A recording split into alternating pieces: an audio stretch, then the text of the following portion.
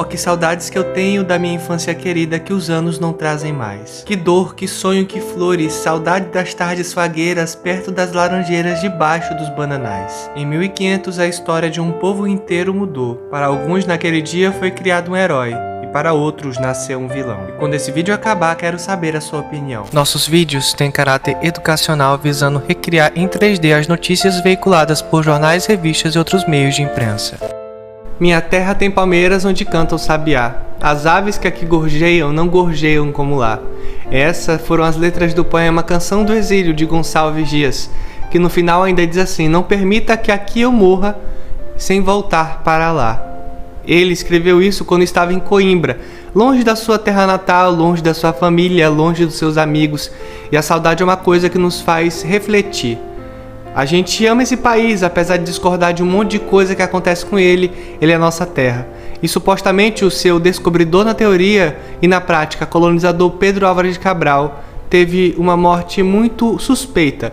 Eu vou te contar um pouco sobre ela, então eu preciso que tu ative o sininho, todas as notificações, deixa teu like e fica comigo que eu vou te contar.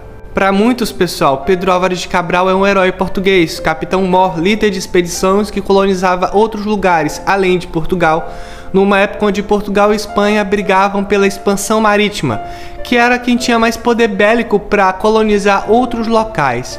É claro que vivemos um período onde muitas lendas e mitos surgiam, como por exemplo, a ideia de existir uma borda na Terra. Então quando você fosse até uma determinada região, você iria cair num abismo sem fim, ou até mesmo de existir monstros te esperando, o que é até uma verdade quando você vai pensar nas baleias cachalotes, outro tipo de animal marinho, que são perigosos até para hoje, com toda a tecnologia que a gente tem. Mas naquela época não, tudo era muito mais miticista, né?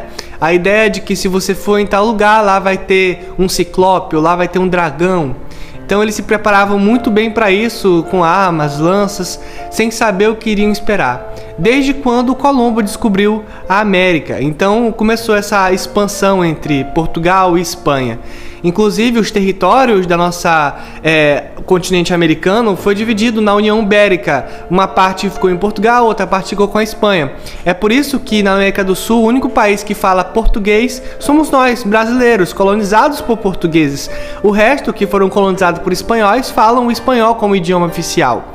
É claro que a gente tem que entender o seguinte: alguns países, como por exemplo os Estados Unidos, que foram colonizados pela Inglaterra, e outros como o Canadá e etc., eles tiveram um desenvolvimento mais tranquilo durante a sua colonização, ao contrário muito do que aconteceu aqui. Por isso que lá em Portugal, Pedro Álvares de Cabral é uma figura heróica e talvez aqui para a maioria dos brasileiros seja um vilão, porque infelizmente o Brasil serviu meio que de barriga de aluguel para Portugal se desenvolver.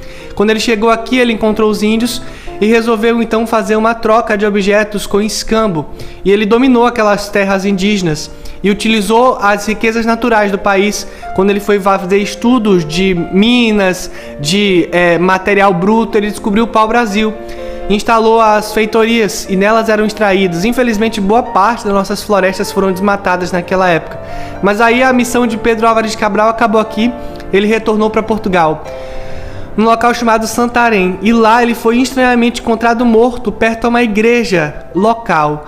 Uma morte que até hoje nunca teve uma causa relacionada. Essa causa pode ter sido suspeita, mas ninguém sabe, então isso abre margem para a teoria das conspirações. Eu posso conspirar que Pedro Álvares de Cabral teve um infarto e morreu, ou também posso conspirar que Pedro Álvares foi assassinado por algum tipo de motivo. Talvez ele soubesse demais, ou talvez foi uma morte natural. O fato é que ninguém vai saber sobre isso. E assim terminou a vida de Pedro Álvares de Cabral. E aí, para você, ele foi herói ou vilão? Comenta aqui embaixo que eu vou tentar responder no máximo possível. Valeu!